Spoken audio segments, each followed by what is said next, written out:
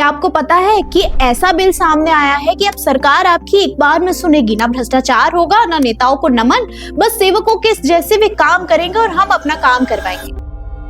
अरे उठ जाइए गुरु, यह सपना था, क्योंकि सरकार सीधा काम कर ले और एक बार में हमारी बात सुन ले तो वह सरकार कैसी। अभी हाल ही में देख लीजिए, अब पीएमओ ने कह दिया है कि लोगों को पीएम केयर्स फंड की जानकारी नहीं पता चल सकेगी। क्या आपको पता है पूरी जानकारी क्या है? चलिए बताती हूँ। अगर मैं आपसे 100 रुपए उधार लूं और अगले दिन कहूं कि ये मत पूछना कहाँ खर्च किए, ये मेरी प्राइवेसी है, तो क्या आप मुझे दोबारा पैसे देंगे?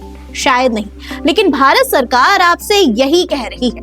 6,283 करोड़ रुपए से ज्यादा का हिसाब और जवाब मिला नो एंट्री। क्यों? क्योंकि हमारी प्राइवेसी है।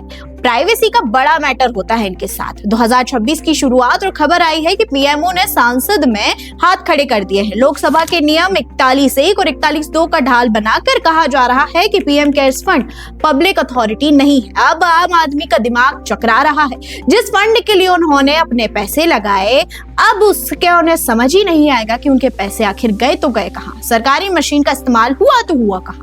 किसकी कुर्सी पर कैबिनेट मंत्री बैठते हैं? वो फंड अचानक प्राइवेट कैसे हो गया? क्या ये डिजिटल इंडिया का वो हिस्सा है जिसे हम देख नहीं सकते? सिर्फ पीएम केयर्स ही नहीं, बल्कि पीएम एनआरएफ और एनडीएफ की कहानी भी सेम है। दिल्ली हाई कोर्ट कहता है ये स्टेट नहीं। सुप्रीम कोर्ट का रुख भी पेचीदा है, वह भी नहीं समझ आ रहा।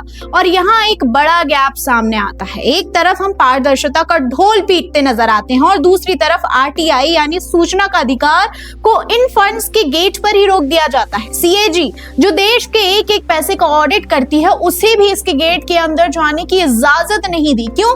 क्योंकि ऑडिट एक निजी ऑडिटर कर रहा है। यह वैसा ही है जैसे आप अपने दोस्त से अपना एग्जाम पेपर चेक करवा लें और आपको आपका रिजल्ट आपके अनुसार ही मिल जाए। सवाल ये नहीं है कि पैसा आपदा में खर्च हुआ या नहीं, सवाल हक का है। जब एक आम नागरिक 10 रुपए की ट्रांजैक्शन का हिसाब रखता है तो 6,000 करोड़ का हिसाब सीक्रेट क्यों है? आखिर यहाँ प्राइवेसी का मैटर क्यों आ रहा है?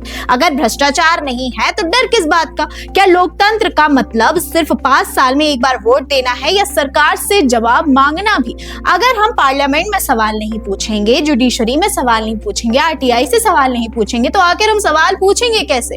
ये लोकतंत्र की जड़ों को कहीं ना कहीं खोखला कर देता है। सेवक जब मालिक को आंख दिखाना शुरू कर दे तो समझ लीजिए कि सिस्टम में खराबी आनी शुरू हो गई है। 2026 का भारत तकनीक में तो आगे है, लेकिन क्या हम जवाबदेही में पीछे रह रहे हैं? इस वीडियो को इतना शेयर कीजिए कि ये सवाल उस पब्लिक अथॉरिटी तक पहुंचे जो खुद को प्राइवेट बता रही है और जनता का पैसा जो लोगों की सेवा में लगना चाहिए उसका हिसाब बताने से चूक रही है। धन्यवाद।